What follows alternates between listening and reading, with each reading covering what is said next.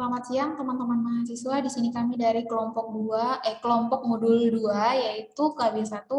Untuk judul yang akan kami bawakan yaitu tentang pertumbuhan fisik dan jasmani serta perkembangbiakan intelektual dan emosional. Untuk anggotanya sendiri, Imelda Dian Ajeng, Imelda, Septiwan Sinaga, dan Ihsan Aditya, dan saya sendiri sebagai Septiwan Sinaga.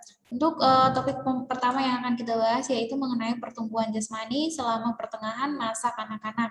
Dalam artian usia 0 sampai 5 tahun. Menurut Tanner, tahun 1973.235, anak-anak berusia 7 tahun tidak akan banyak berubah sampai 9 tahun, hal ini dalam keadaan normal.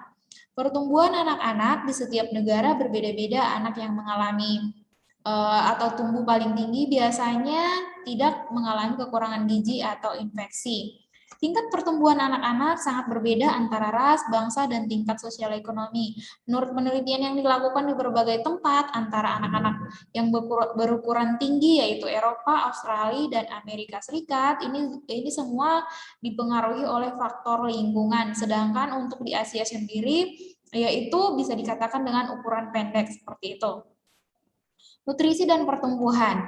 Menurut Ir William Cikiendo 1984, untuk mendukung pertumbuhan, anak-anak memerlukan 2.400 kalori setiap hari, 34 gram protein, dan rata-rata karbohidrat yang tinggi paling minimum harus tetap ditetapkan. Bagi anak-anak yang kekurangan gizi, biasanya ini dapat mengakibatkan pertumbuhan yang lamban karena nutrisi tersebut hanya mempertahankan hidup dan energi, sedangkan protein lebih meningkatkan pertumbuhannya. Kemudian yang ketiga, kesehatan anak dan kebugaran. Kesehatan anak dapat dilakukan melalui pemberian vaksin bagi anak-anak usia dini dan didukung dengan adanya imunisasi di sekolah. Nah, kita mungkin pada waktu anak-anak merasakan imunisasi dan vaksinasi ini kegunaannya adalah untuk memenuhi kekebalan tubuh pada masa pertumbuhan. Sekian penjabaran dari saya dan akan dilanjutkan oleh teman saya. Terima kasih. Kemudian poin B, beberapa aspek kesehatan dan kebugaran pada masa kanak-kanak. Terdapat beberapa aspek yang perlu diperhatikan berkaitan dengan kesehatan dan kebugaran anak-anak, yaitu yang pertama, obesitas, yang kedua, kondisi medis, yang ketiga, penglihatan, yang keempat, kesehatan gigi, dan yang terakhir adalah kebugaran anak. Yang pertama, saya akan menjelaskan mengenai obesitas atau kegemukan. Isu kegemukan ini sudah mencuat sejak tahun 1970-an. Penyebab kegemukan menurut hasil penelitian pada umumnya bersifat korelasional, tidak dapat ditarik kesimpulan berdasarkan sebab akibat. Beberapa penyebab kegemukan yang diungkapkan, yang pertama adalah faktor keturunan atau faktor genetik dari orang tua kandung, kemudian kurangnya berolahraga pada anak-anak, dan juga terlalu banyak makan. Beberapa cara mengatasi, yang pertama, banyak beraktivitas baik di luar ruangan maupun di dalam ruangan. Kemudian sebagai orang tua jangan membiasakan memberi makanan manis dan kurangi makanan tinggi kalori. Yang kedua adalah kondisi medis. Seperti yang kita ketahui bahwa anak-anak rentan akan adanya sakit. Nah, pada umumnya anak-anak ini akan mengalami sakit yang akut dalam waktu singkat dengan berbagai kondisi medis seperti adanya virus atau flu dan juga bakteri, kemudian sakit tenggorokan, infeksi telinga, dan juga adanya gangguan emosional. Kemudian yang ketiga adalah penglihatan. Pada anak di bawah 6 tahun cenderung memiliki penglihatan jarak jauh. Setelah usia tersebut, penglihatan mereka akan menjadi lebih matang dan lebih fokus. Penelitian yang dilakukan oleh US Department of Health Education and Welfare, 10% dari anak berusia 6 tahun mengalami kurang penglihatan.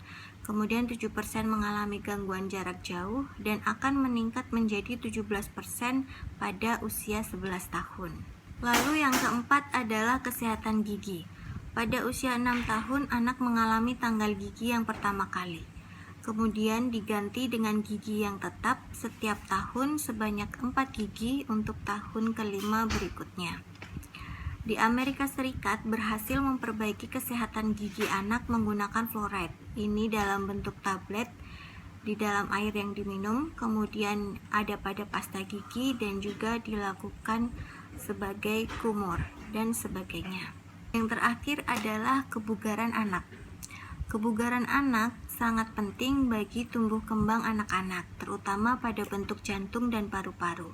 Bentuk jantung dan paru-paru anak akan kurang baik dibandingkan dengan anak-anak yang suka berolahraga. Hanya mereka yang aktif berolahraga yang memiliki bentuk tubuh yang baik dan sehat. Demikian pemaparan dari poin B. Baik, terima kasih. Di sini saya Iksan Aditya akan melanjutkan materi selanjutnya, yaitu tentang perkembangan intelektual. Intelektual sendiri yaitu berkaitan erat dengan sifat pikir manusia. Cendekiawan atau intelek ialah orang yang menggunakan kecerdasannya untuk bekerja, belajar, membayangkan, menggagas, atau menyoal dan menjawab persoalan tentang berbagai gagasan. Perkembangan intelektual pada masa kanak-kanak meliputi beberapa aspek, yaitu yang pertama perkembangan kognitif, kemudian yang kedua berpikir operasional, kemudian yang ketiga konservasi, kemudian yang terakhir bagaimana konservasi dikembangkan. Tahap-tahapan perkembangan intelektual sendiri yaitu yang pertama periode sensorik motor. Periode ini terjadi pada usia 0 sampai 1 tahun. Sifat-sifat yang tampak pada anak adalah stimulus sound. Anak berinteraksi dengan stimulus dari luar, lingkungan dan waktu terbatas, kemudian berkembang sampai dapat berimajinasi. Kemudian periode 2 yaitu pra-operasional. Pada pra-operasional sendiri terdapat pada umur 1 sampai 7 tahun, di mana pada fase ini anak mampu menyimpan kata-kata serta menggunakan terutama yang berhubungan erat dengan kebutuhan mereka.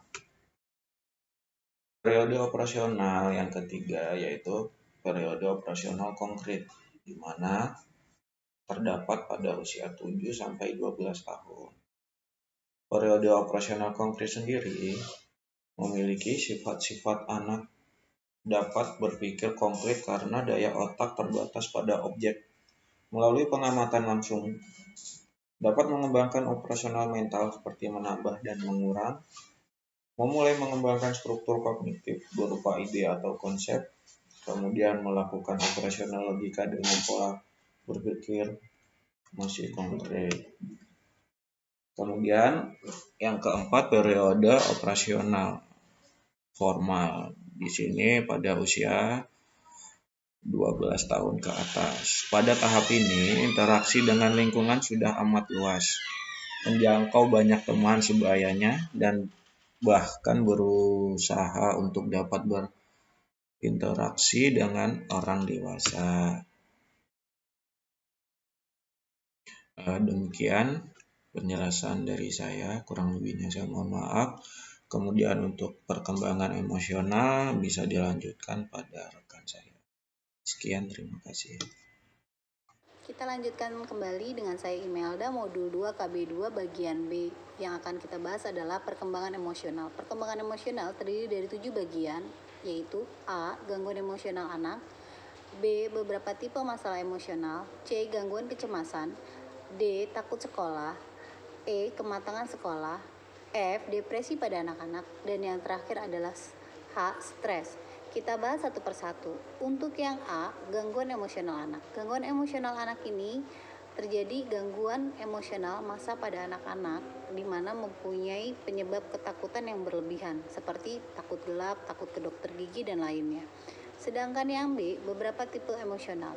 Beberapa tipe emosional ini yaitu sikap kebrutalan atau kebingasan anak dalam perilakunya. Mereka menunjukkan suatu perbuatan yang seringkali memerlukan bantuan orang lain dalam melakukannya. Antara lain itu berkelahi, mencuri, berbohong, dan terkadang mereka memiliki alibi atau alasan untuk menghindari hukuman atau amarah dari orang tuanya. Sedangkan yang C adalah gangguan kecemasan. Gangguan kecemasan adalah berupa gangguan keinginan terpisah dan ketakutan atau fobia di sekolah. Misalkan anak tidak bisa bergaul, anak menyendiri, tidak bisa berbaur dengan temannya. Sedangkan yang D adalah takut sekolah. Takut sekolah ini yang disebut dengan realistik, termasuk dengan keinginan yang terpisah, antara lain anak menjadi stres karena tuntutan tugas yang sangat tinggi atau mempunyai traumatik terhadap guru yang killer atau galak. Sedangkan untuk kematangan sekolah ini adalah kondisi anak yang harus memiliki kesiapan yang memadai baik fisik maupun mental dalam mengikuti sekolah formal. Aspek dalam kematangan sekolah adalah A. Penguasaan materi, B. Kemampuan membina interaksi dengan teman, C. Kemampuan membaca dan menulis, dan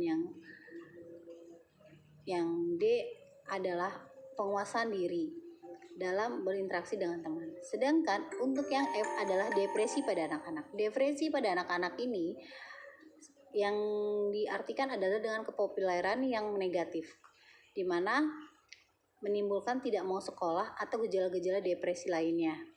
Nah, untuk gejala-gejala depresi lainnya itu dapat terjadi pada gangguan konsentrasi, kurang tidur, menunjukkan reaksi emosional yang masih normal, atau kehilangan nafsu makan, dan perawatan problema masalah.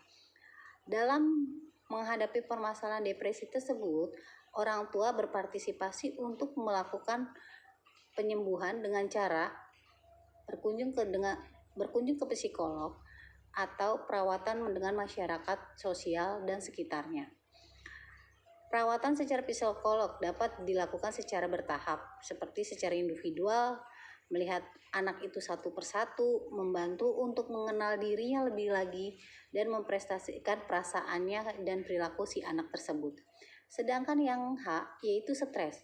Stres adalah perasaan yang tertekan sehingga menimbulkan emosi yang tidak menyenangkan seperti cemas, takut, atau amarah.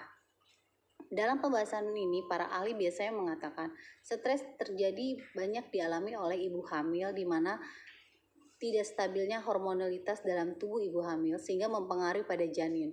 Sedangkan untuk anak-anak dalam tahap stres tersebut sangat minim, dikarenakan anak-anak masih tidak terlalu banyak terbebani dengan pikiran-pikiran lainnya.